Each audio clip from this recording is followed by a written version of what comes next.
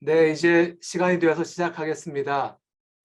오늘 바쁘신 중에도 저희 세미나에 참석해 주셔서 감사합니다.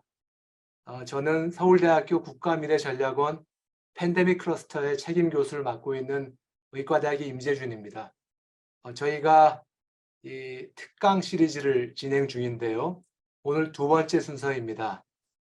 두 번째 순서에는 저희 서울대학교 명예교수이신 조동성 교수님께서 코로나 팬데믹 후의 세상은 어떻게 달라질 것이며 어떻게 준비해야 하는가라는 제목으로 준비해 주셨습니다. 감사합니다. 제가 잠깐 동안 양력을 소개해 드리려고 합니다. 조 교수님은 서울대학교 경영학과를 졸업하셨고요. 하버드대학교 경영대학원에서 박사를 취득하셨습니다. 이후 모교에서 교수 생활을 오래 하셨고요. 국제지역원 원장 서울대학교, 경영대학 학장을 지내셨습니다. 현재는 이제 명예교수이시고요. 그 사이에 또 인천대학교 총장을 4년간 봉사하셨고, 현재 산업정책연구원 이사장과 경인방송 회장으로 또 사회에 봉사하고 계십니다. 사실 이렇게 설명드리지 않아도 여러분들께서 잘 아시는 분이십니다. 자, 이제 조 교수님 모셔서 강연 듣겠습니다. 강연이 끝나면 저희 산업공학과의 이성주 교수님께서 토론을 해주시고 이후에 질의응답을 가지도록 하겠습니다. 마이크는 다 꺼주시길 부탁드리고요. 네, 강연 슬라이드는 저희가 강연 말미에 참석자들께 쉐어해달라고 말씀하셔서 그렇게 할 테니까 굳이 사진을 찍으시거나 쓰실 필요는 없을 것 같습니다. 조 교수님 대단히 감사합니다. 네, 안녕하세요. 반갑습니다. 방금 임재준 교수님으로부터 소개받은 조동성입니다. 사실 오늘 주제가 코로나 팬데믹 후의 세상은 어떻게 달라질 것이며 어떻게 준비해야 하는가 굉장히 길죠. 근데 임재준 교수님이 주신 그 제목을 한 글자도 안 바꾸고 그대로 썼습니다. 사실 임재준 교수님이 제 생명을 담당하고 계시는 제 주치의가 되셔가지고 임 교수님 말씀하시면 저는 무조건 따르는 그런 입장이고 또 이렇게 좋은 기회를 주셔서 더욱더 감사드립니다. 근데 이 주제가 사실은 어떻게 보면 모두가 다 이미 3년 동안 고민하고 있었던 것이기 때문에 뭐 제가 말씀드리는 게 이 자리에 계신 분들이 생각하시는 거하고 크게 다를 것 같지는 않아요. 다만 이런 기회를 받아서 제가 좀 정리를 하고 그동안 어, 모은 자료라든가 또 제 생각을 좀 추가해서 말씀드리겠습니다. 1시간 정도 말씀드리고 여러분과 토의를 하면 좋겠습니다. 그 주제는 이렇게 6개로 나눴는데요. 뭐 코로나 팬데믹이 위기라는 데 대해서는 얘기가 없고 또 우리나라 사람들은 워낙 이런 텔레비전이나 신문이나 기타 여러 계제를 통해서 위기는 기회다 하는 말씀을 들었기 때문에 위기 다음에 기회가 나오는 것은 뭐 너무나 잘 알고 계시죠. 문제는 위기를 기회로 바꾸는 그 하나의 모멘텀이랄까요? 하나의 전기, 계기가 무엇인가 하는 건데 저는 여기에서 그 위기를 기회로 바꾸는 그 변화의 인자로 인공지능 AI를 들고 싶고요. 또 특히 지난주에 갑자기 아마 여러분 언론 뭐 한 30분만 트셔도 이 챗 GPT라는 단어를 아마 10번은 들으실 것 같은데 그 인공지능 중에서도 이 챗 GPT가 가져오는 변화가 정말 가공할 만한 상황이거든요.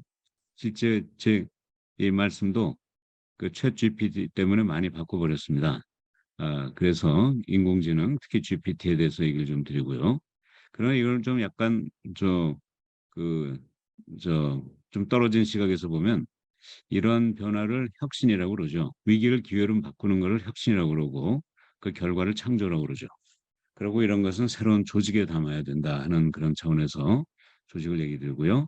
마지막 새로운 기회는 모두가 다 각자 어, 각자의 상황과 그 시각에 따라서 다르겠지만 그런 새로운 기회를 한번 모색해 보는 것으로 마무리 짓겠습니다. 그럼 우선 위기인데요. 자, 여러분이 이 코로나가 전 세계에서 정말 엄청나게 많은 사람들을 힘들게 하고 있습니다만 사실 이게 처음은 아니고 왼쪽의 그림을 보시면 지난 2000년 동안 수없이 많은 그런 팬데믹이 나온 걸 아실 겁니다. 왼쪽은 역사 순으로 이렇게 조명을 시킨 거고, 오른쪽에는 각 팬데믹의 사망자 수를 기준으로 이렇게 정리를 해놨는데, 가장 사망자가 많았던 게 1348년에부터 한 5년 정도 진행됐던 흑사병이죠. 2억 명 정도라고 합니다. 근데 당시 인구가 5억 명 정도였는데 5년 동안에 2억 명이 죽었으니까 정말 5명 중에 2명, 엄청난 숫자입니다. 그리고 이제 두 번째가 5천만 명이 죽었던 천연두. 그래서 세 번째가 1918년에 스페인 독감이라고 부르는 미국에서 시작된 그 전염병이었고요. 그다음 네 번째가 유스티아누스 역병 한 3천만 명 정도라고 그러죠. 그다음에 이제 에이즈가 바로 또 우리가 함께 연배가 40, 50대 이상 되신 분들은 다 아시는 이 에이즈가 다섯 번째. 그다음에 이제 여섯 번째가 이제 한 1,000만 명 정도 죽은 그런 거고요. 그다음에 지금까지 역사적으로 안토니우스 역병이 500만 명 정도 죽었다고 그래요. 근데 제가 어제 확인해 보니까 사망자가 686만 명이 나오더라고요. 물론 통계가 다 잡혔지 않을 수도 있지만 옛날은 또 통계가 더 엉터렸을 가능성이 있으니까 이 정도면 아마 또 우리가 686만 명에서 뭐 1,000만 명 넘어갈 것 같지는 않고 그러니까 일곱 번째가 아닐까 생각됩니다. 근데 사실 지금은 인구가 80억이고 뭐 여러 가지 의학이 엄청나게 발달한 상황에서 686만 명이었는데 흑사병 5억 명 중에 2억 명이 죽었던 상황을 이렇게 비교해 보면 사실 그 인구가 적었고 또 의학이 이렇게 발전하지 않았다면 이번에 코로나가 흑사병 못지않은 정도의 그런 충격을 주지 않았을까 하는 그런 추측을 해보는데요. 그렇게 됐다면 다시 말해서 그 지금 인구를 가지고 그 의학이 발전하지 않은 상태에서 우리가 이걸 겪었으면 정말 흑사병 기준하면 80억 중에 8억 명이 죽는 그런 가공할 만한 그런 전염병일 수도 있었겠다는 생각이 들고요. 다시 한번 오늘 이 프로그램 진행해 주시는 임재준 교수님을 비롯해서 의대 교수님들 또 서울대 병원 모든 그런 의학자들께 감사 한번 드려야 될 것 같습니다. 우리 한번 박수 한번 칠까요? 예, 고맙습니다. 자, 그래서 이건 일곱 번째인데요.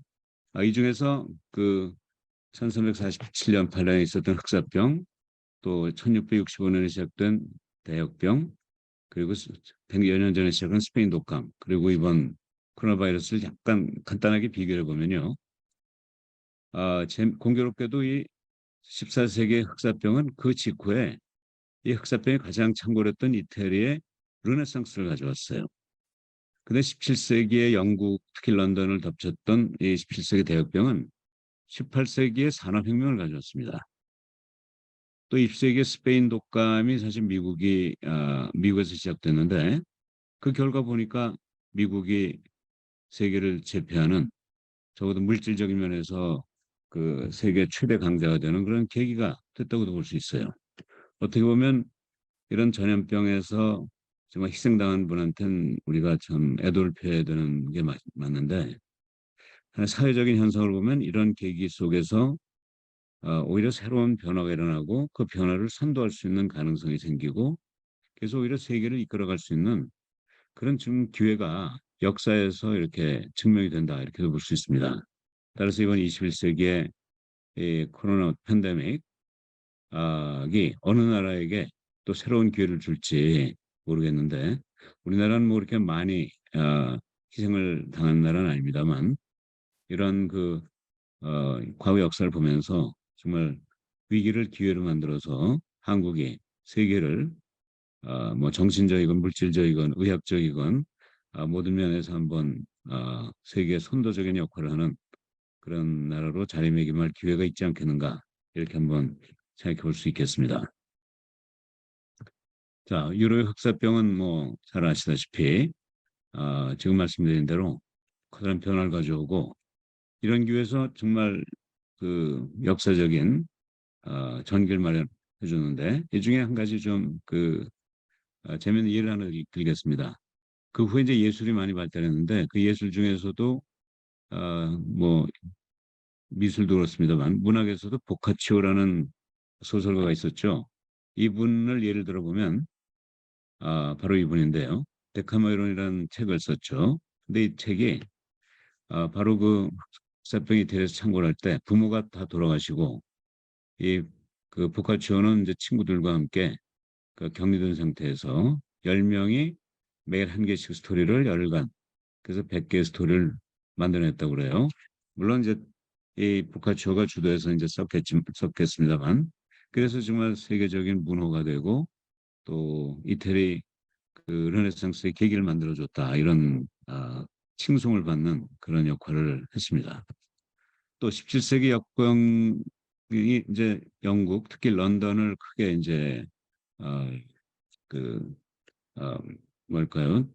힘들게 했는데 그러나 그 과정에서 아까 말씀드린 것처럼 그 산업혁명이 일어나고 그 산업혁명의 계기를 마련해 준 분이 바로 이 뉴턴이죠.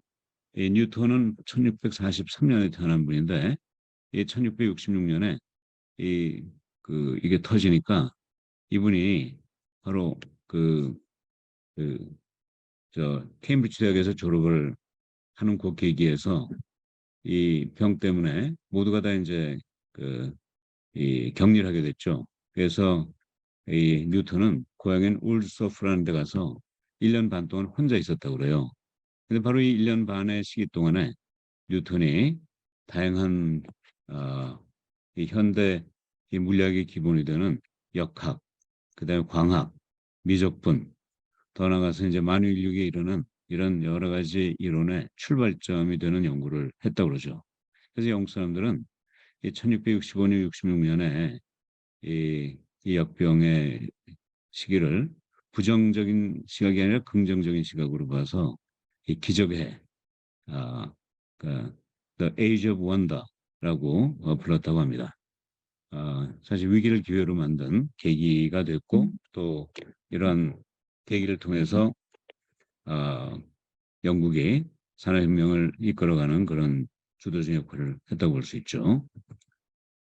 그 다음에 이제 스페인 독감 역시 미국에게 상당히 기회를 마련해 주는데 이 과정에서 이 미국이 그 병력이 발전하고 또 기타 여러 가지 과학, 실용적 기술이 발전했다고 합니다.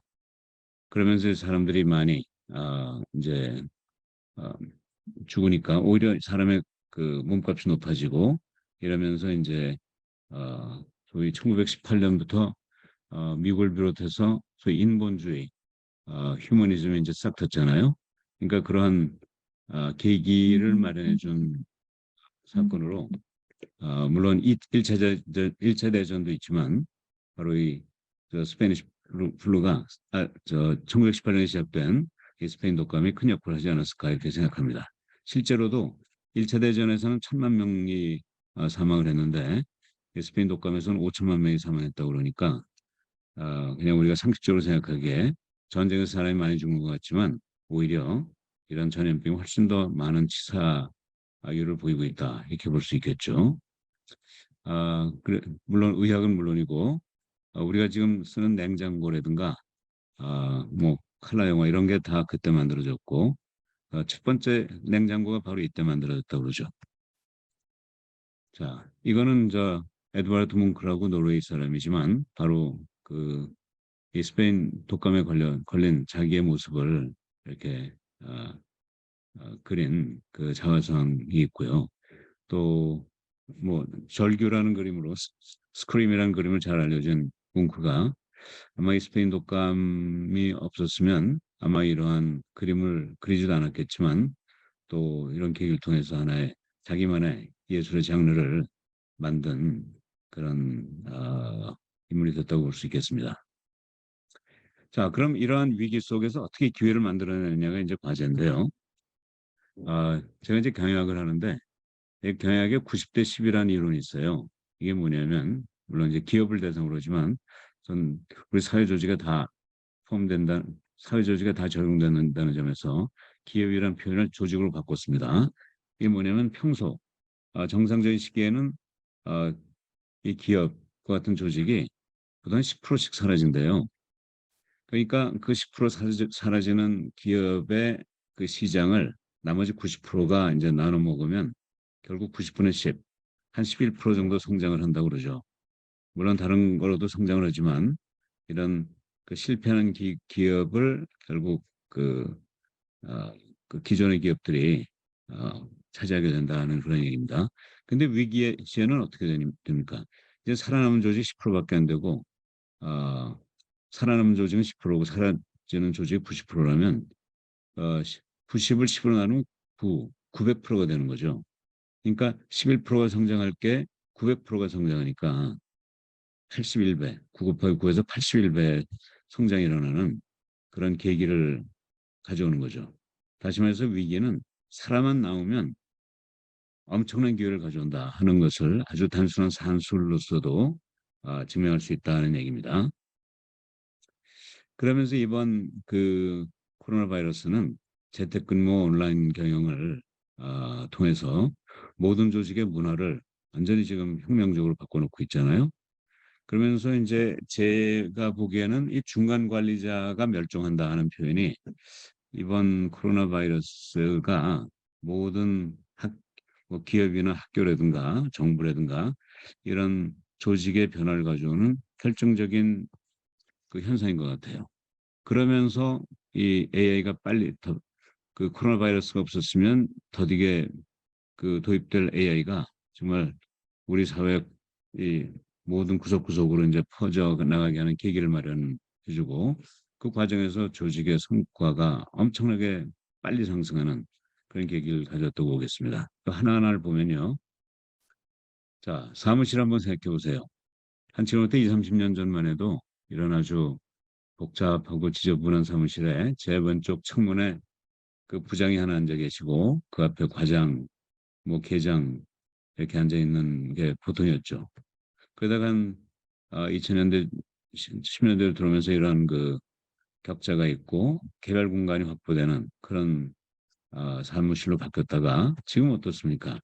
지금 재택근무가 물론 좀 사라진다고 그러지만 앞으로 재택근무는 아마 어, 그 규모는 줄어들지 모르지만 항상 대체적인 그 근무 공간으로 존재하게 될 겁니다. 이렇게 이제 빨리 변하는 그런 속에서 우리가 이제 온라인 그 문화가 여러 가지로 이제 우리 사회를 변화시키고 있죠. 이 온라인을 통해서 경영은 아주 투명해지고 효율성이 대폭 증가할 수밖에 없게 되고요. 또 인사조직에서도 기존 시스템이 파괴되는 현상이 나타납니다. 중간 관리자는 전 멸종을 한다는 표현을 하고 싶은데요. 그러면서 중간 관리자가 빠지면 수직적 피라미드에 허리가 빠지니까 결국은 페퍼로니가 둥둥 떠 있는 그런 피자와 같은 그런 모습으로 바뀐다고 볼 수 있겠죠. 또 평가도 사실은 중간 관리자가 그 최고 경영자와 현장 경영자 사이에서 어, 그 정량적으로 평가하기 어려운 부분에 대한 정성적 평가를 담당했거든요. 근데 이제 온라인에서는 뭐 중간 경영자가 집을 찾아다니면서 평가할 수도 없는 거고 결국 중간 관리자 역할이 사라지다 보니까 정성적 평가가 사라지고 이젠 정량적 평가가 남는 거죠. 이런 그 객관화되는 이 과정, 그것이 결과적으로는 투명하고 공정한 평가를 가져오는 계기가 된다고 볼 수 있고요. 또 이 보상이 중요한데 이 보상이 양극화가 되면서 중간이 사라지는 문제가 생깁니다. 그럼 이제 어, 성과가 좋은 사람하고 나쁜 사람이 성과 좋은 사람은 많이 받고 성과가 나쁜 사람은 적게 받느냐? 그게 아니라는 데 문제가 있습니다.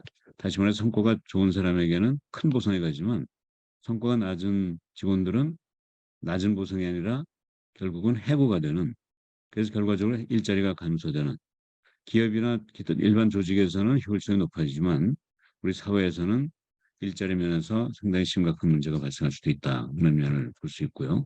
또 문화 면에서도 이 새로운 온라인 문화에서 비윤리적 그리고 부정행위는 상당히 감소되고 뭐 성희롱, 폭력, 폭언 이런 건 거의 멸종되다시피 할 수 있지만 또 다른 변화가 또 얼마든지 또 일어날 수 있고요. 자, 이 중에서도 중간 관리자가 어떻게 이 멸종이 되면서 그 구성원 성과의 평가가 양극화되는가 하는 것을 한번 보겠습니다. 자, 일반적으로 모든 기업이 그 코로나 팬데믹 전에는 이 중간에 많은 사람이 있고 고성과자, 저성과자가 양쪽에 이제 일부 있는 그런 현상이었는데 온라인이 되면서 이렇게 바뀌는 거죠. 그러면서 이 중간에 평가를 받던, 다시 말해서 사실은 양쪽에 끼어 있어야 되지만 저 정성적 평가 때문에 이 그 평가하는 사람들이 좀 이렇게 양극단으로 평가하기가 어려우니까 중간에 이렇게 몰려서 그 평가를 하던 그런 관행이 사라지면서 또 이게 사라지면 결국 저성과자, 고성과자만으로 남는 거죠. 이렇게 되면 어떻게 됩니까? 아까 말씀드린 것 같이 고성과자는 더 큰 보상을 받고 저성과자는 해고를 당하고 따라서 조직 성과는 상승하지만 일자리가 감소되는 그런 문제가 발생한다 하는 말씀을 드리고 싶습니다. 그래서 지금 문제는 이 성과가 양극화되는 현상. 아마 어떤 조직이건 이런 현상을 피할 수가 없을 것 같습니다. 그다음 이제 세 번째가 이제 AI인데요. AI에 대해서 지금 아시다시피 벌써 7년 전입니다만 이세돌과 알파고가 이제 게임을 해서 4대1로 알파고가 이겼다고 하는데 이 과정에서 이세돌이 은퇴를 했어요. 이제 알파고가 나온 걸 보고 나는 이젠 프로가 될 수는 없다 하는 생각이 들었고 이 바둑에 대한 아마 본질적인 회의를 느낀 것 같습니다. 이러면서 이제 미래가 이제 불확실해졌는데요. 자, 아까 지금 말씀드린 것 같이 저는 이런 전문 경영자가 이제 등장하면서 오히려 주도하고 또 유연성이 필요하고 혁신과 창조가 필요한 이런 시대 속에서 예를 하나 좀 들어보겠습니다. 자, AI 시대가 왔고 그 안에 살고 있다는 그 증거인데요. 자, 그런데도 불구하고 그 AI가 왔는데도 불구하고 그 이 저 이세돌의 그 이세돌과 알파고의 그 게임을 보면서 사람들이 반응을 좀 안 했거든요. 그냥 그것을 하나의 일과성 현상이라고만 보고 그래서 아마 신이 코로나 바이러스를 보내서 안 바뀌면 안 된다는 그런 경고를 아주 구체적으로 우리에게 그 강요한 것이 아닌가 하는 생각이 듭니다. 그래서 인공지능을 한번 보겠습니다. 아까 말씀드린 것처럼 챗봇인데요. 자, 제가 이 챗봇이 나오면서 한번 이걸 직접 써봤어요. 여러분 여기 계신 분 중에 챗봇이랑 대화해 본 적 있으신 분 많으시죠? 한번 손 들어보시죠. 예, 손 한번 들어보시죠. 예, 이렇게 보니까 많이 안 되시네요. 한 10%쯤 되시는 것 같은데. 자, 여러분이 얼마든지 지금 요 강의 끝나고 나서 챗봇에 들어가서 하실 수 있는, 챗 GPT에서 하실 수 있는 것을 제가 이제 예형 연습을 한번 드렸습니다. 제가 이렇게 챗 GPT에 썼어요. 어떻게 썼냐면요. 오늘 주제를 제가 질문의 형태로 했습니다. 코로나 팬데믹 이후에 새로운 세상은 어떤 모습일까요? 그러니까 다시 말해서 오늘 강의를 제가 안 하고 챗 GPT 간다면 어떻게 답변할 건가 했더니 이렇게 나와요. 기존 트렌드를 가속화하고 새로운 도전과 기회를 가져왔기 때문에 여러 면에서 다를 겁니다. 예상되는 주요 변화는 다음과 같습니다. 제가 영어로 했고 이거 영어를 구글 트랜슬레이터로 번역한 것입니다. 했더니 6가지로 이렇게 정리를 해서 얘기를 하더라고요. 글로벌 보건 보안, 글로벌 헬스 시큐리티, 그리고 이에 대한 preparedness, 대비, 그다음에 원격 근무 및 가상 커뮤니케이션 보편화 등등등. 이 6가지가 이렇게 열거가 됐고, 그러나 이제 이러한 변화의 정확한 성격과 범위는 국가와 지역에 따라 다르며 전염병 통제 노력의 성공과 경제 회복 속도에 따라 달려 있다는 점에 유의합니다. 이렇게 답변이 나왔어요. 이것만 가지고도 오늘 강의 1시간 충분히 할 것 같은 그런 내용인데요. 그래서 제가 질문을 사실 이 챗 GPT의 강점은 이렇게 질문 하나 했을 때 거기에 대한 답변이 아니고요. 답변한 그 내용을 가지고 다시 질문할 때 오는 두 번째 답변, 세 번째 질문에 대한 세 번째 답변, 이게 중요합니다. 마치 우리 요새 그런 거 잘 아는 것 같습니다만 스무고개라는 거 있잖아요. 한 사람이 뭘 비밀을 가지고 있고 그 비밀을 20번에 걸쳐서 질문에 걸쳐서 찾아내는 그런 거 옛날에 좀 했지 않았습니까? 사실 그 20개를 잘하면 답을 찾을 수 있고 그 질문이 적절하지 못하면 못 찾는 그런 그 상황인데 바로 이 챗 GPT가 20개라고 생각하면 되는 것 같아요. 제가 10번의 질문을 했습니다. 한번 보세요. 첫 번째 이렇게 질문을 했기 때문에 에 대한 답변을 해줘서 제가 두 번째 질문은 어떻게 했냐면요. 언급한 변화 중에서 제일 앞에 있었던 게 글로벌 보건 보안과 이에 대한 대비였거든요. 이걸 좀 더 상세히 설명해 주십시오 이랬어요. 그랬더니 또 0.1초 만에 다음과 같은 답변을 했습니다. 여기에는 다음 6가지 대책이 또 6이라는 숫자를 좋아하나 봐요. 여기서도 6가지의 답변을 하더라고요. 미래 팬데믹을 감지 예방할 수 있는 글로벌 의료 인프라 및 역량에 대한 투자 증가, 새로운 백신 치료법 및 진단 도구를 만들기 위한 연구 개발 노력의 확장 등등등. 상당히 상식적이지만 그 체계적이고 포괄적이다 하는 걸 여러분이 아마 금방 느끼실 겁니다. 그래서 이렇게 6가지를 내면서 이걸 통해서 우리가 준비를 한다면 앞으로 나올 전염병의 영향을 최소화하고 보다 탄력 있고 지속 가능한 미래를 구축하게 될 것입니다. 이런 아주 상식적인 답변했어요. 또 질문했어요. 뭐라고 그랬냐면 여기 6개가 나와 있잖아요. 6개 중에 어느 것이 가장 중요하냐? 6개가 다 중요하지만 저희 6가지를 한꺼번에 다 할 수 없잖아요. 제가 전공하는 전략은 다양한 대안 중에서 다 해야 되지만 그중에 어디에다가 그 비중을 둬야 되느냐, 가중치를 어디에 둬야 되느냐이기 때문에 그 전략적인 질문을 한 겁니다. 6개 중에 뭐가 중요하냐 그랬더니 데이터 및 전문 지식 공유와 같은 공중보건 문제에 대한 국제협력과 공동작업 증진이 중요하다. 이렇게 딱 선정을 하는 거예요. 그러면서 쭉 거기에 대한 설명을 붙이더라고요. 그게 또 네 번째 질문을 또 했습니다. 전략에서 이제 어떤 여러 가지 대안이 있을 때 그 대안 중에서 하나를 결정하는 게 중요하거든요. 첫 번째는 중요성이지만 두 번째는 긴급성입니다. 여러분 중요한 거와 긴급한 것 중에 시급한 것 중에 뭐부터 해야 되느냐 이런 거 가지고 상당히 고민 많이 하시잖아요. 그래서 일단 제가 이제 첫 번째 중요성 질문했고 두 번째는 이제 긴급성을 질문한 겁니다. 그랬더니 또 답이 금방 나오더라고요. 이번에 긴급성에서는 글로벌 의료 인프라 및 역량에 대한 투자 이렇게 나왔어요. 그 6개 중에 여기 보시면 아까 거기 아마 그 밑에 나와 있는 내용 중에 하나를 선택한 거예요. 그래서 또 제가 5번째 질문을 또 했죠. 가장 중요한 것으로는 글로벌 협력 및 공동 작업 증진. 그러니까 글로벌 코어포레이션 앤 콜라보레이션입니다. 그다음에 이제 긴급한 것으로는 의료 인프라에 대한 투자. 그래서 이 2가지를 선정해서 이번엔 또 이걸 2가지를 종합해가지고 그 6가지 변화를 좀 나열해보라 이랬더니 또 0.1초 만에 답변을 했어요. 그래서 6가지를 중요도와 긴급도에 따라서 이렇게 물론 이 컬러를 넣은 건 제가 한 겁니다. 그리고 개조식으로 한 것도 제가 한 거고요. 그러나 하여간 이렇게 6가지. 근데 글로벌 협력 및 공동작업 증진 중요성에서 제일 높이 평가한 거는 긴급도는 높다. 또 글로벌 의료 인프라 및 역량에 대한 투자 증대는 긴급도는 제일 높게 했는데 중요도는 보통이다. 그러면서 여기에 6가지 중에 중요도가 높은 게 2개, 보통이 하나, 보통이 2개, 낮은 게 하나.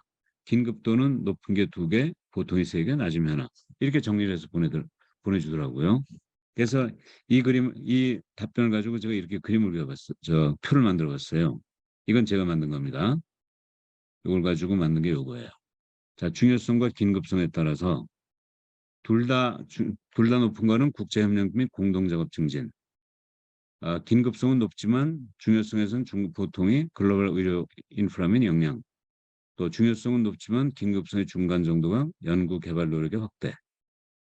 이렇게 6가지를 정리하면 챗 GPT로부터 답변만 받는 게 아니라 그 답변에서 중요성과 긴급성에 따라서 우리가 무엇을 할 거냐 하는 액션 플랜까지 받을 수 있겠더라고요.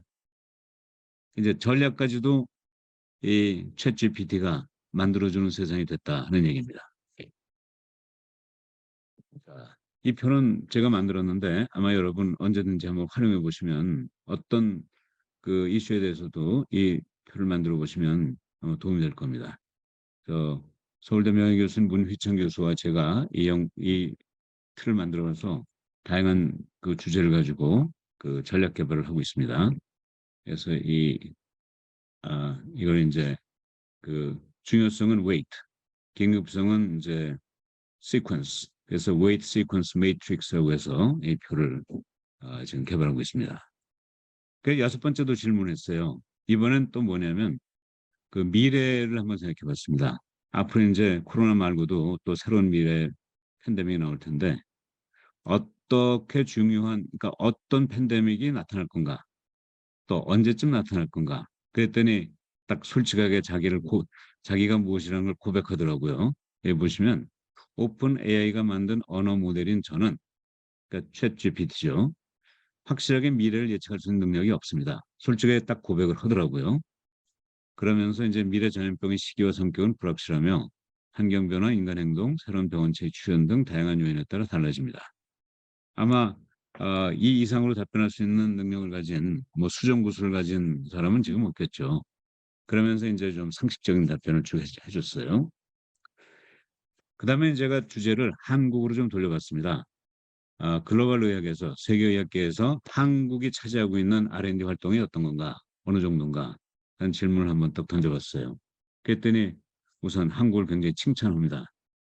한국은 잘 발달된 의료 시스템과 강력한 연구 인프라를 갖추고 있어서 의학의 발전과 새로운 치료법 발견에 기여해왔다. 특히 암, 전염병, 신경계 장애와 같은 질병을 집중적으로 하고 있다. 우리 임재준 교수님 이거 맞습니까? 지금 이게 챗GPT가 지금 며칠 전에 답변해 준 겁니다. 자, 이런 식으로 또 답변을 해주더라고요. 그래서 또 제가 이런 질문을 드려봤습니다. 이건 꼭 우리나라 의학계뿐이 아니라 모든 과학에 적용되는 문제고, 또 많은 과학자들이 반성하고 있습니다만 기초과학보다는 좀 그 현재 문제에 치중하고 있다, 이런 비판하잖아요. 그래서 우리가 노벨상 같은 상을 받기는 좀 어려운 지금 R&D 구조를 가지고 있다고 자아 비판하지 않습니까? 그래서 이걸 한번 더 질문해봤어요. 그래서 한국 의료계는 장기적인 미래를 준비하기 위한 R&D를 잘하고 있느냐? 그랬더니 또 여기에도 이 챗GPT의 특징이 이렇게 나쁜 얘기는 안 해요, 절대로. 그러면서 살짝 이제 돌려가지고 이런 자기 비판하는 것이 칭찬할 만하다. 그러면서 기초 연구와 이런 즉각적인 문제를 간의 균형을 유지하는 노력이 중요하다. 이렇게 하면서 또 맞춤형 의학, 재생의학, 질병 진단 및 치료를 위한 첨단 기술 분야에서 한국이 상당히 앞서 있다, 이런 이제 설명을 쭉 하고요. 그러니까 뭐 한국에 대한 자료가 물론 엄청나게 있으니까 그 자료를 잘 정리해서 이렇게 답변해 준 것 같습니다. 그래서 아홉 번째는 장기적으로 글로벌 의료계에 기여하기 위해 한국 의학자들이 집중해야 할 특정 이슈나 분야를 추천해 줄 수 있겠습니까? 그랬더니 딱 또 이번에도 여섯 가지를 정리해서 0.1초 만에 답변해 주더라고요.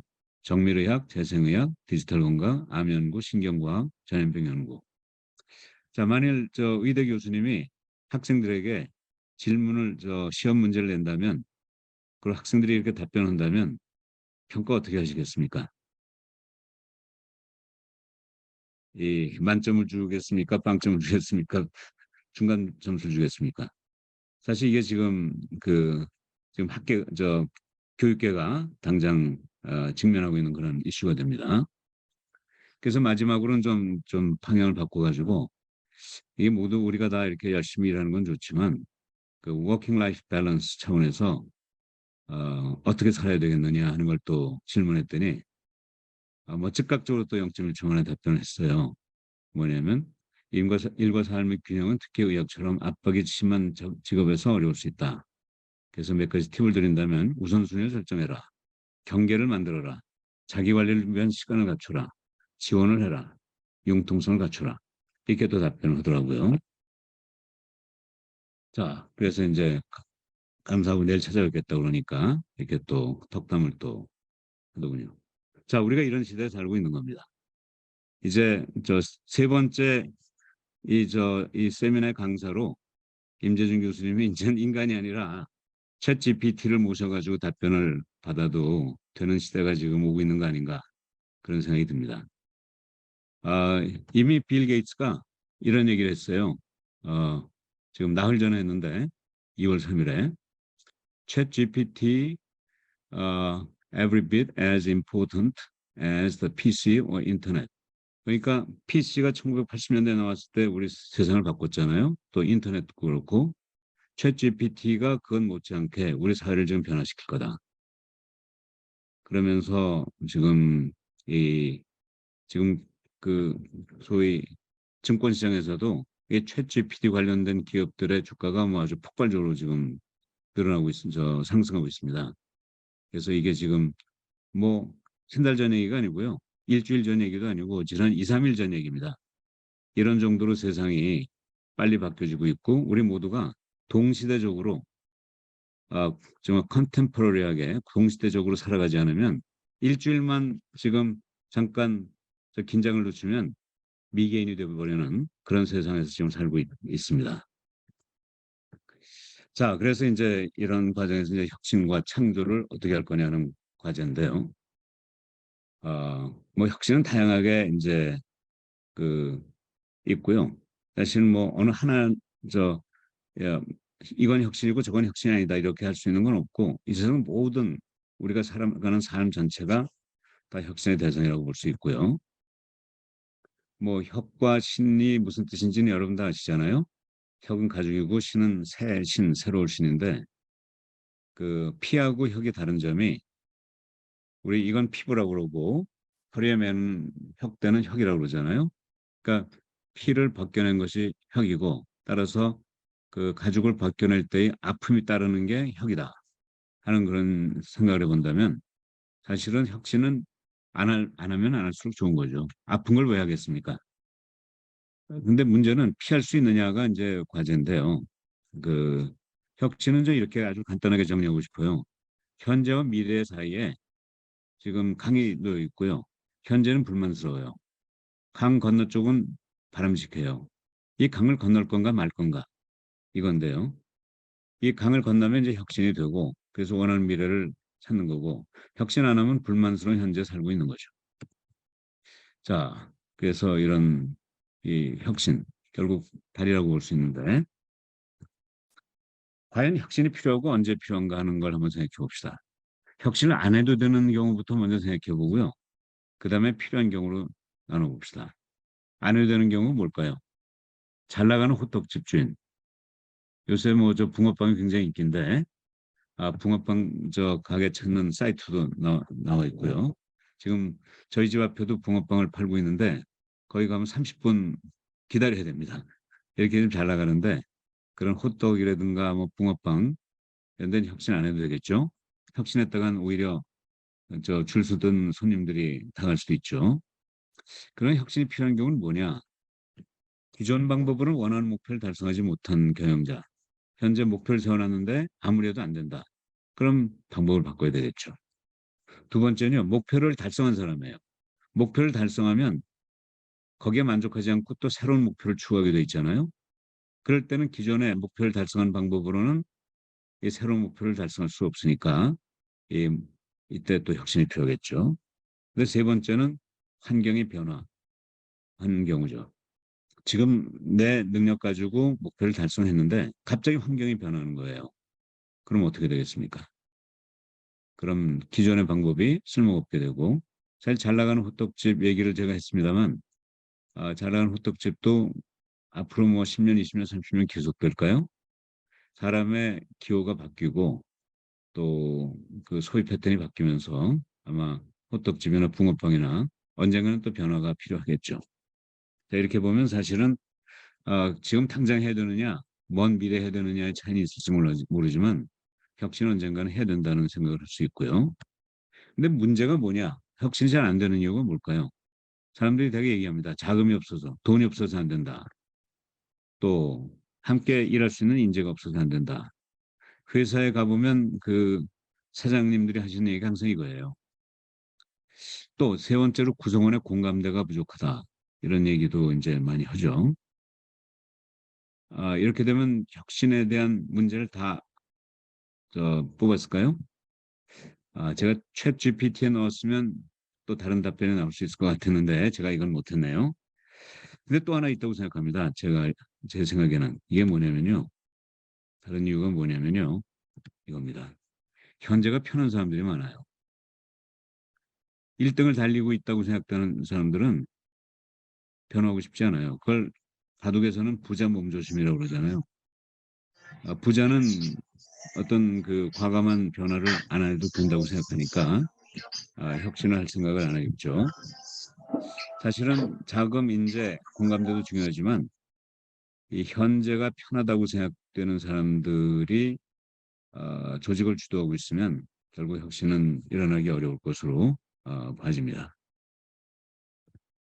자, 여러분 이 개구리 알고 계시잖아요. 왼쪽의 개구리는 미지근한 물에서 지금 즐기고 있는 개구리인데 그 물이 아주 서서히 가열되고 있다 보니까 뛰어나갈 계기를 찾지 못하고 결국 삼겨서 죽는 그런 개구리고, 오른쪽 개구리는 뜨거운 물에 넣으면 탁 튀어나가는, 그래서 약간 뭐 화상을 입혔지만 생명을 구하는 그런 개구리죠.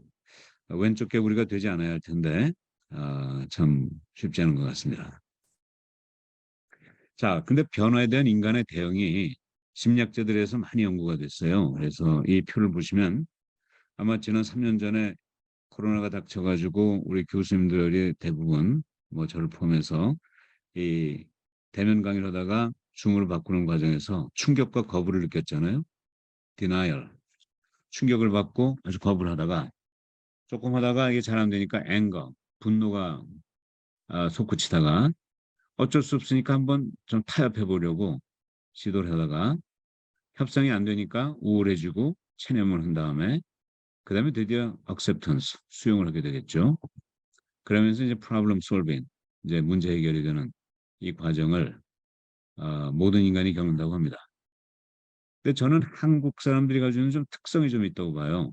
물론 한국만은 아니겠지만 이 문제 해결 다음에 innovation and creation, 그러니까 혁신하고 창조하는 힘이 제가 보는 한 한국의, 우리나라의 제 주변에 뭐 또는 한국 사람 전체에 제법 많지 않은가. 한국인의 DNA에 혁신과 창조의 DNA가 있지 않을까 하는 그런 생각을 해봅니다. 물론 저 미국의 구글이라는 회사에서 아주 새로운 문화를 만들기 위해서 노력을 많이 하고 있고, 그 중에 하나가 yes and라는 룰이라고 그래요. yes and. 이게 뭐냐면 어떤 회의를 하든지 그 회의에 사람들이 이 얘기 저 얘기 많이 할 거 아니에요. 그럼 그럴 때 반대 의견을 내면서 no라고 얘기하거나 또는 뭐 yes 해놓고 but 그렇지만이라고 하지 말고 yes 한 다음에 and로 자기 의견을 추가해라. 그러니까 상대방이 아무리 말이 안 되는 얘기를 해도 그걸 거부하지 말고 그걸 동조하면서 거기서 새로운 방법을 찾아보자 하는 게 구글의 문화라고 합니다. 그래서 해는 서쪽에서 떠서 동쪽으로 진다는 그런 그 말도 안 되는 얘기를 그 참석자의 한 사람이 했다고 그럴 때 구글에서는 너 말도 안 된다 하고 얘기할 게 아니고 오히려 네 말이 맞다. 이 해가 서쪽에서 떠서 동쪽으로 지는 그런 상황에서 우리가 뭘 할까를 찾아보자. 이렇게 얘기해야 된다는 거죠.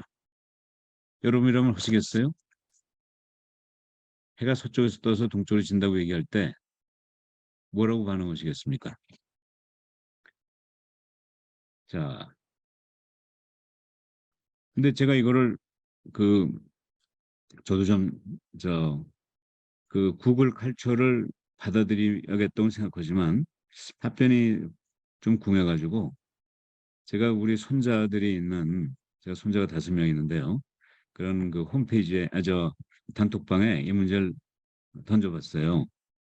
그래서 하루를 기다렸더니 우리 손자 중에 하나가 다음과 같은 답변을 하더라고요.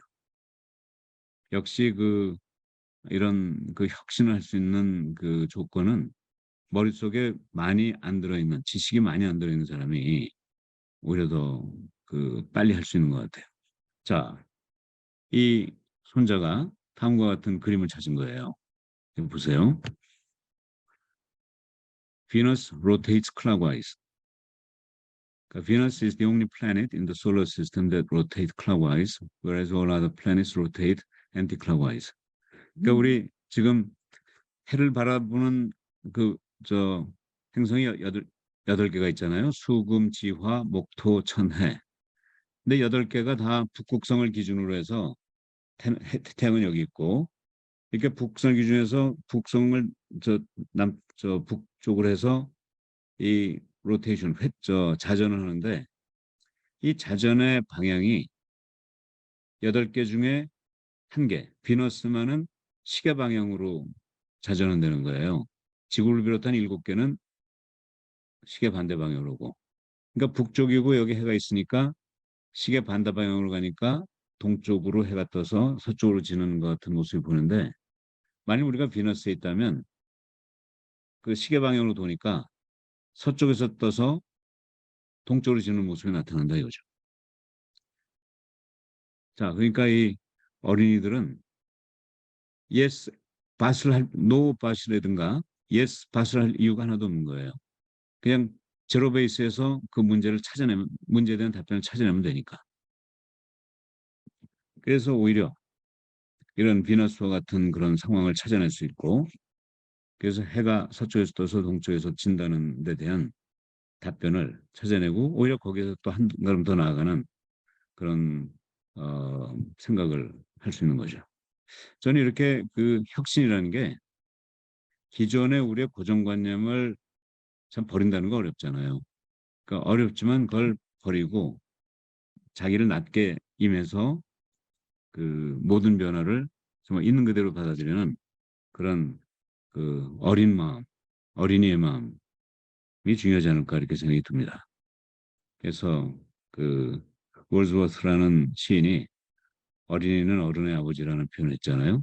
정말 우리 손자가 저희 아버지와 같은, 그러니까 우리를 오히려 이끌어주는 그런 역할을 할 수 있다고 생각하고, 바로 혁신은 그런 마음으로 해야 된다 이런 생각이 듭니다. 물론 이제 혁신과 창조를 보다 조직적으로 접근하는 방법으로 제가 만들어낸 개념은 Perfect예요. Perfect는 For Functions in Arithmetics for Creative Thought. 창조적 사고를 위한 사칙 연산인데, 그러니까 더하기, 빼기, 곱하기, 나누기를 하면 하여간 변화가 일어나요. 그리고 혁신을 할 수 있는 그 어떤 그 체계적인 접근할 수 있다 하는 점입니다. 더하기는 혁신을 계속하는 거고, 빼기는 가지고 있는 습관이나 전통을 버리는 거고, 곱하기는 2차원이면 3차원, 3차원이면 4차원으로 차원을 추가하는 거고, 나누기는 나눈다고 볼 수 있지만 우리 초등학교 때 배운 나눗셈을 중학교에 올라가면 인수분해로 그 발전시키잖아요. 그래서 여러 가지 그 객체에 있는 것 중에 공통 인자를 찾아내는, 그래서 그걸 빼면 모든 이 세상의 복잡한 일이 단순화되는, 이것을 저는 나눗셈이라고 생각하고 싶어요. 그래서 인수분해를 해서 세상의 복잡한 모습을 단순화시켜라. 이러면 창조가 일어난다. 이렇게 저는 개념적으로 정리를 해봤습니다. 그래서 더하기는 반복이나 결합이고, 빼기는 와해, 파괴, 그다음에 곱하기는 통합, 융합, 나눗셈은 이제 득도. 그러니까 이 스님이 득도를 하면 세상의 이치를 파악하면서 그 삶을 굉장히 단순하게 보실 수 있잖아요. 또 통섭이라는 단어도 통섭, 통은 줄기고 섭은 잡는다, 줄기를 잡는다. 그러니까 복잡한 상황에서 핵심이 되는 줄기만 딱 잡아내는 작업, 그걸 통섭이라고 볼 수 있을 텐데, 이게 바로 인수분해에 해당하는, 또 나눗셈에 해당하는 그런 활동이라고 이렇게 볼 수 있어요. 저는 이렇게 창조적 사고를 체계적으로 할 수 있다고 보는데, 이걸 표로 만들면 이렇게 됩니다.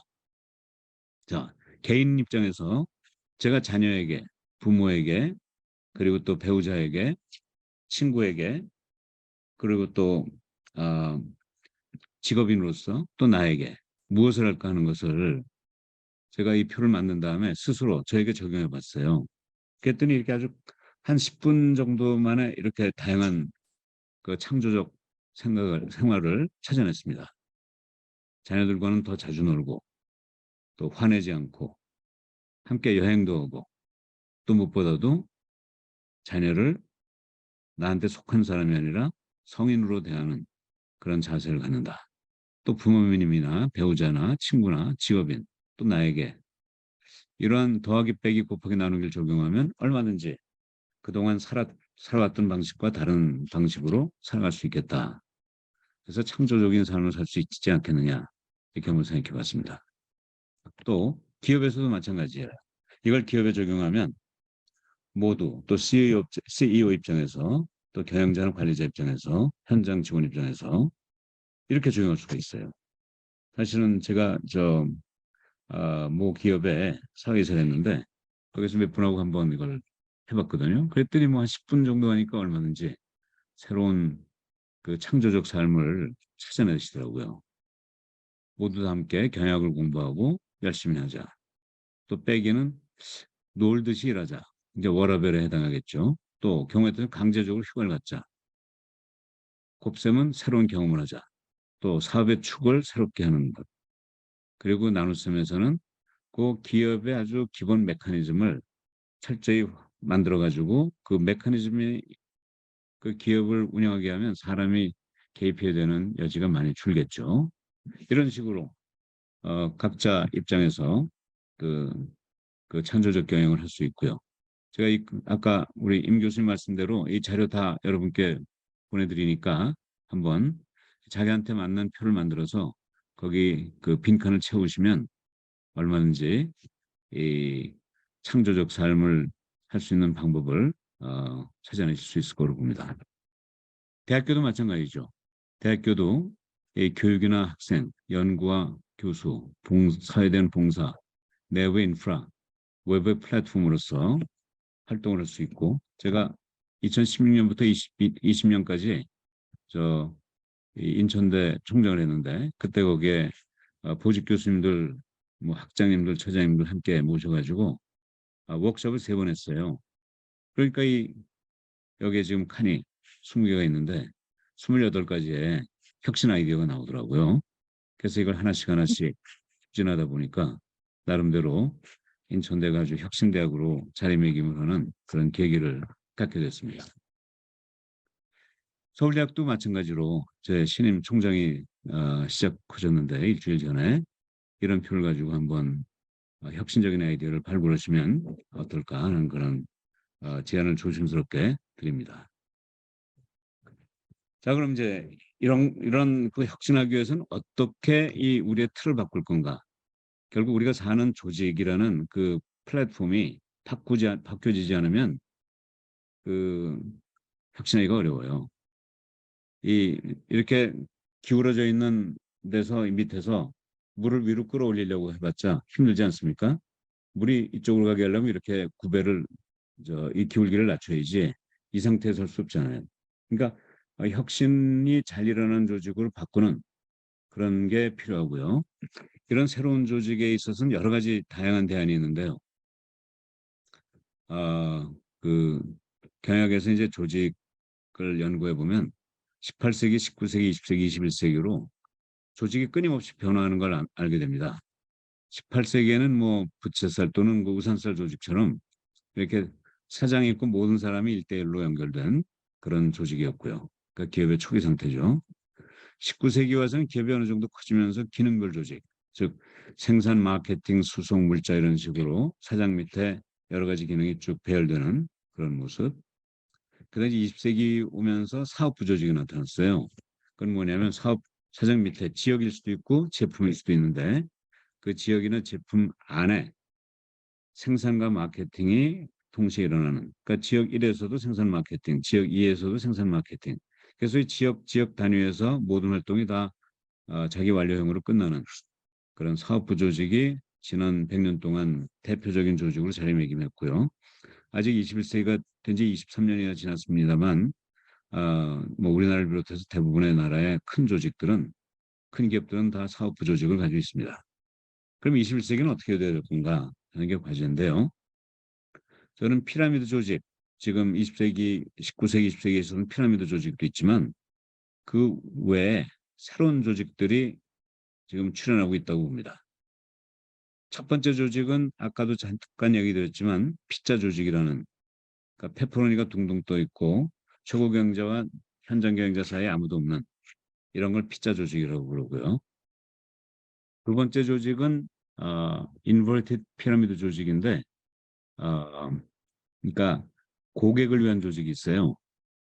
그렇게 해서 이제 그 피라미드를 90도 돌리면 피자 조직이 되고 180도 돌리면 그래서 사장이 밑으로 가면 이게 역피라미드 조직이 되는 거죠. 고객이 제일 위로 가고 그다음에 이제 세 번째로는 이제 그 분자 조직이라는 게 있습니다. 모리큘러 오그니제이션.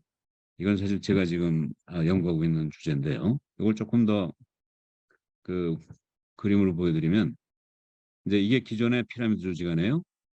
여기에서 이제 중간 경영자가 사라지면서 이제 멸종이 되고 이제 그 피자 같은 그런 조직이 되는 거죠. 이게 이제 21세기의 첫 번째 유형이고요. 두 번째 조직, 그러니까 이 첫 번째 조직은 이제 피라미드가 90도 돌아갔다고 생각하면 됩니다. 그러니까 CEO와 전문가, 현장에 있는 사람 사이에 아르비가 없는 그런 조직이죠.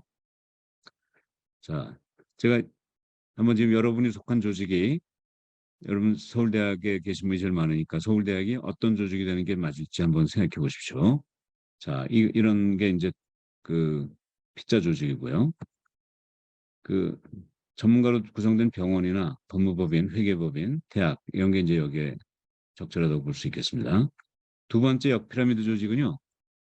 이 피라미드 조직을 90도만 돌리는 게 아니라 한 번 더 돌려서 180도 돌려서 고객이 제일 위에 있고 그 고객을 대하는 현장에 있는 근무자가 조직 안에서 제일 위에 가는 CEO는 제일 밑에 있는 그런 조직입니다.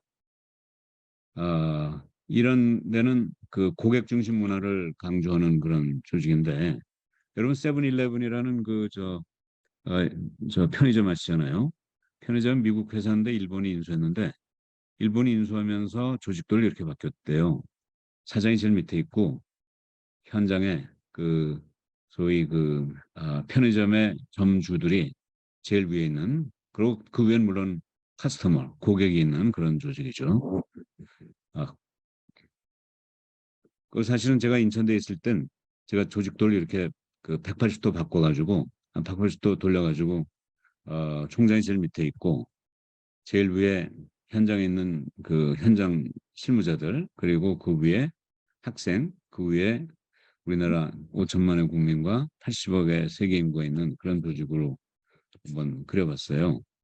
그랬더니 저는 사실 목표가 본부가 소뚜껑처럼 위에서 대학 구성원을 규제하는 그런 역할이 아니고 대학을 트램플린처럼 보고 그 구성원들이 이 트램플린 위에서 하늘 향해서 마음껏 뛰게 해주고 만약 실수나 실패한다면 그 본부가 밑에서 보호해주는 그런 역할을 하면 되겠다고 생각을 했는데 이렇게 조직을 바꾸니까요. 제일 먼저 나오는 그 우리 구성원들의 그 반응이 이거 보여주기 쇼를 하는구나 이런 얘기를 하더라고요. 그래서 좀 마음이 아팠는데 그대로 유지하면서 어, 이제 이런 현상이 생겼어요.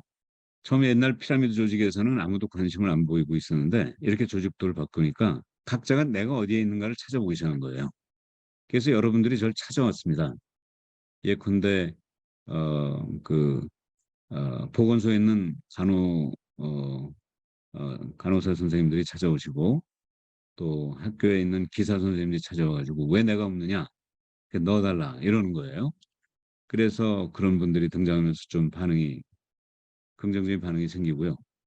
또 제가 언어 폭력, 그 상관이 상사가 밑에 사람에게 좀 반말하는 거를 없앴더니 그리고 모두가 다 존댓말 쓰기를 했더니 상당히 또 반응이 좀 생기고 또 예산 편성을 기획예산처에서 하다가 현장으로 학과와 연구소를 보냈더니 또 변화가 일어나고 또 우리 직원 선생님들이 한 300명 가까이 있는데 그분들에게 석박사 학위를 들으면서 90% 장학금을 받으실 수 있게 해드렸더니 한 65명 정도가 이제 공부를 하기 시작하고 또 직원 선생님들이 또 창업을 할 수 있도록 해드렸어요.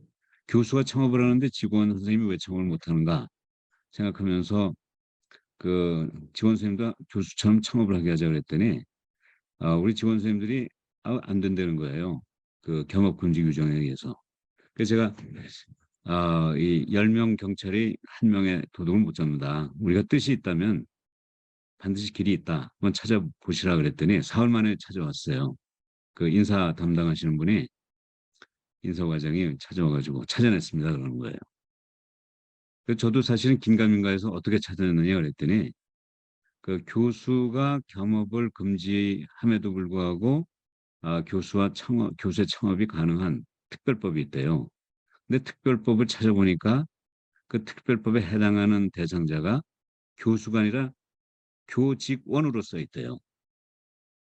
현재 우리 특별법에는 교수뿐만 아니라 직원 선생님도 창업을 할 수 있게 돼 있는 거예요. 그런데 그 법을 보면서도 사람들이 고정관념이 있으니까 우리 직원 선생님들은 안 된다 하고 생각하니까 교직원으로 써 있는데도 아무도 창업을 할 생각을 안 한 거죠. 그래서 결국 창업을 할 수 있는 길을 만들어 드리고 했는데 사실 전 이런 과정에서 혁신이 뭐라는 거를 많이 배웠습니다. 제가 서울대에서 1997년부터 2014년까지 17년을 혁신 경영을 강의했는데 그때 몰랐던 거를 현장에 가서 해보니까요. 혁신이라는 게 이렇게 한 가지 일을 하면 한 가지 성과가 나는 게 아니고 여러 가지 혁신이 이렇게 마치 그 로고의 그 피스처럼 결합이 됐을 때 하나의 효과가 나오는 게 혁신이더라고요. 그래서 저는 이 과정에서 혁신이라는 게 제품이 아니라 부품이구나. 혁신이 제품이라면 혁신 하나에서 하나의 성과가 나와야 되는데 혁신을 부품이라고 생각하면 제품을 만들기 위한 부품을 먼저 만들고 또 설계를 하고 설계해서 만들고 그래서 그걸 조립을 해서 어떤 그 전기라든가 기타 어떤 파워를 집어넣을 때 이제 효과가 나오는 그런 제품 구성하는 부품이라고 생각하니까 혁신에 대한 이 비밀이 풀리더라고요. 여러분도 한번 그 혁신에서 이런 그 다양한 혁신을 어떻게 조합할 건가, 그래서 하나의 효과를 낼 건가 하는 걸 한번 생각해 보시기 바랍니다. 세 번째는 이제 분자 조직인데요. 분자 조직이 저는 가장 그 21세기에 맞는 그런 조직이라고 생각합니다. 이건 뭐냐면 A는 이제 물론 본부예요. 그 뭐 저 사장이나 총장이나 병원장에 있는 본부고, 그다음에 B는 이 본부가 그 각 사업을 이렇게 바깥에서 보호해 주는 거죠. 그리고 하나하나의 사업은 마치 이 분자에서 이 원자처럼 독립적으로 활동을 하면서 다른 그 분자 안에서의 다른 원자들과 필요에 따라서 함께하기도 하고 독립하기도 하는 자율권을 갖는 겁니다. 게다가 외부에서 위협이 다가오면 본부가 B로서 그 커버해주고 또 실수나 실패라면 밑에서 보호해주고 이런 식으로 본부가 A와 B의 역할을 하는, 실수나 실패 시 밑에서 보호해주고 위기 시에 외곽을 감추면서 보호해주는 이런 조직이 앞으로 그 21세기를 대표하는 이끌고 가는 조직이 되지 않을까 하는 생각이 들었습니다. 자, 여러분이 지금 속한 조직, 서울대건 또 어디건 아마 어떤 조직이 가장 바람직한 조직이 될까 하는 것을 한번 고민해 보시기 바랍니다. 자, 전 서울대가 기존한 피라미드 조직 그대로 유지될 수도 있고 피자 조직, 전문가를 위한 피자 조직이 될 수도 있고 고객을 위한 역피라미드 조직이 될 수도 있고 정말 창업이 얼마든지 활성화되는 모두가 다 주체가 되는 그런 분자 조직이 될 수 있다고 생각하는데 선택은 여러분의 것입니다. 자, 그래서 제가 이 마지막 새로운 기회로 한 장으로 정리를 했는데요.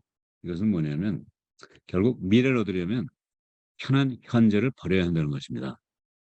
현재가 편해서 혁신 변화를 안 하신다면 현재 상태를 계속 가는 게 아니라 혁신을 하는 경쟁자와의 경쟁에서 밀려버리니까 스테이터스 퀘어, 현재를 유지한다는 게 현재 편한 위치를 미래도 유지하는 그런 대안이 되지는 못할 겁니다.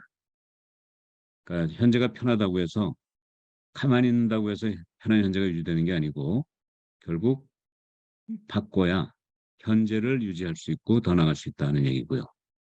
좀 더 구체적으로 저는 이 혁신의 다리를 건너려면 AI를 빨리 배우시고 또 뭐 사실 배운다는 표현도 이제는 맞지 않는 것 같아요. AI는 이제 배워야 될 상이 아니고 그냥 갖다가 쓰고 활용하고 오히려 그 AI를 그냥 우리가 자동차를 운전하듯이 노트북을 쓰듯이 그냥 하나의 기본적인 인프라로 생각하면서 그 위에서 여러분의 창조적이고 혁신적인 아이디어를 내시면 될 거로 생각합니다. 그래서 한마디로 버리고 배우시기 바랍니다. 이상으로 제 말씀 끝내도록 하겠습니다. 네, 조동성 교수님 감사합니다. 앞으로 너무 잘 들었고요. 버리고 배우도록 하겠습니다. 오늘 지정 토론은 우리 산업공학과의 이성주 교수님께서 맡아주셨습니다. 이성주 교수님은 그 서울대학교 산업공학과 그리고 영국의 서섹스 대학에서 박사하셨고요. 전공은 기술 경영과 과학기술 정책입니다. 동아일보 백원 논설위원으로도 활동하고 계셔서 아시는 분들이 많을 겁니다. 이성주 교수님 부탁드립니다. 네, 안녕하십니까.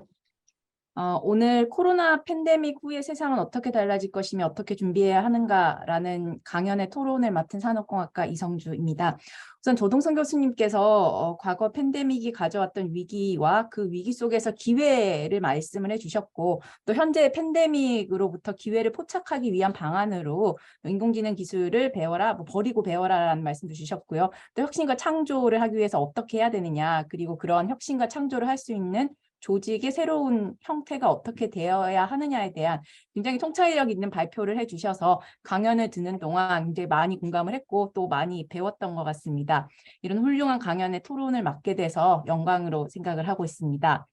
한 3가지 정도 같이 논의를 드리고 싶은데요. 첫 번째가 교수님께서 혁신을 굉장히 강조를 해주셨던 것 같습니다. 저희도 이제 콘트라 TF의 장기 순환 이론에 따르면 한 나라의 경기가 한 50년 정도를 주기로 호황하고 불황이 반복이 되는데 이 중에서 슈페터 학파는 뭐 여러 이론이 있지만 이 경기 순환을 만드는 것이 기술 혁신이라고 이야기를 하고 있습니다.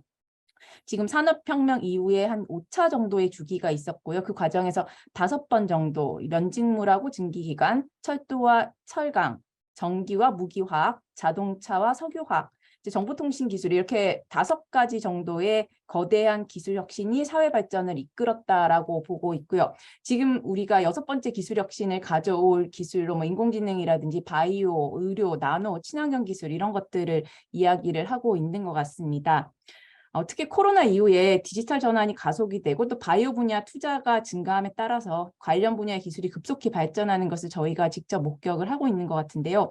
그런 관점에서 오늘 교수님께서 이러한 변화의 불확실성 하에서 기업들이 빠르게 변화 속에서 혁신을 할 수 있는 역량을 키우고 창조적인 활동을 해야 된다라고 말씀을 해주셨는데 그 말씀에 굉장히 크게 공감을 했었습니다.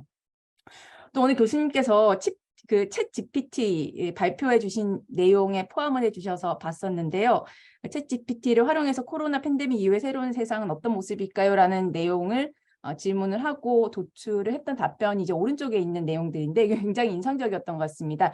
좌측에 있는 게 저희 연구실에서 과거에 코로나 이후에 포스트 팬데믹이라는 키워드를 가지고 국내의 기사들하고 보고서 그리고 책에서 정량 분석도 좀 텍스트 분석을 했고요. 정성 분석 같이 해서 코로나 이후의 세계 변화가 어떻게 될 것인가를 요약을 했던 내용입니다.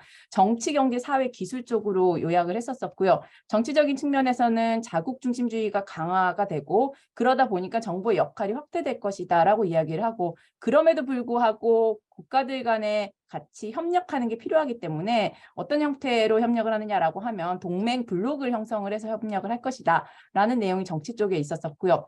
경제는 팬데믹 이후에 어쩔 수 없이 장기 저성장 흐름이 지속될 것이고 그 과정에서 오늘 교수님께서 말씀을 해주셨던 고용의 형태가 좀 변화할 것이다. 그리고 격차가 확대될 것이다. 그 결과로 양극화와 소득의 불평등이 일어날 것이다 라는 내용들이 있었고요. 사회적인 측면에서는 주거지와 지역 중심의 삶이 좀 확대가 될 것이고 저희가 오랫동안 그래도 또 혼자 있는 삶에 익숙해지다 보니 개인화된 삶을 추구를 하면서도 또 외로움을 느껴서 이런 것들이 사회적 이슈가 될 것이다라는 이야기들을 많이들 하고 있는 것 같습니다. 마지막으로 디지털 전환이 강화가 되고 디지털 전환이 되는 과정에서 가장 저희가 우려하고 있는 보안 기술에 대한 걱정들, 그리고 건강과 친환경 기술들에 대한 필요성이 많이 강조가 되고 있다라는 내용을 저희가 조사를 했었는데, 이 챗GPT에서 질문 몇 개를 던짐으로써 이런 내용들 요약이 되는 것을 보면서 아마 저희가 정치, 경제, 사회, 기술 구체적으로 질문을 했다라고 하면 아마 비슷한 내용이 나왔을 것 같기는 합니다. 그래서 굉장히 큰 변화가 일어나고 있다라는 생각이 드는 것 같습니다. 저희가 꽤 오랜 시간 작업을 해서 정리했던 내용인데, 이런 것들을 챗GPT가 이렇게 바꾸고 있구나를 좀 굉장히 실감을 했던 기회였었고요. 실제로 지금 많은 기업들이 챗GPT를 조직의 업무 프로세스나 사업에 어떻게 활용할 것인지를 고민을 하고 있고, 결국에 이런 게 변화하면 조직 구조도 같이 변화를 해야 되는데, 이렇게 변화에 적극적으로 대응하는 기업과 그렇지 못하는 조직은 분명히 성과의 차이가 있을 것이다라고 생각을 하게 됩니다. 마지막으로 제가 좀 같이 논의를 드리고 싶은 내용이, 팬데믹이 분명히 중장기적으로는 미래 세상을 크게 변화를 시키고 있고 또 변화로부터 새로운 기회를 가져다 주기는 하지만, 또 단기적으로는 저희한테 굉장히 또 생각하거나 고민할 수 있는 숙제를 많이 남기기도 한 것 같습니다. 교수님께서도 말씀해 주시는 것처럼 조직 성과는 높아지지만 일자리가 감소하고 양극화가 일어날 것이다라는 말씀을 해주셨는데요. 최근에 저희가 좀 봤던 몇 개 기사들을 보면 팬데믹을 겪으면서 취약계층의 직장 유지율이 감소됐고 또 교육 격차나 소득 격차가 심화가 된다라는 이 사회적인 양극화에 대한 이야기들이 많이 나오고 있고, 또 외부적으로는 아마 6차 파동에서 기술 리더십을 확보하려는 또 미중 갈등 포함을 해서 국가 간의 갈등도 좀 커지고 있는 것 같습니다. 그래서 새로운 기회를 적극적으로 활용하려는 조직 차원에서의 혁신 노력이나 조직의 구조를 변화시키려는 노력에 더해서 이런 사회 문제를 좀 해결하기 위한 국가 차원에서의 좀 혁신 노력이나 이 고민들도 좀 같이 진행이 되어야 될 것 같습니다. 최근에는 기술 혁신 가지고 이런 사회적 문제를 좀 해결하자라는 이야기들도 많이 나오는데요. 혹시나 나중에 좀 시간 여유가 된다라고 하면 이런 사회적 문제를 좀 완화하기 위해서 어떻게 대응을 하면 좋을지 교수님께서 생각하시는 바를 좀 여쭤보고 싶기도 합니다. 오늘 교수님 강연 감사드립니다.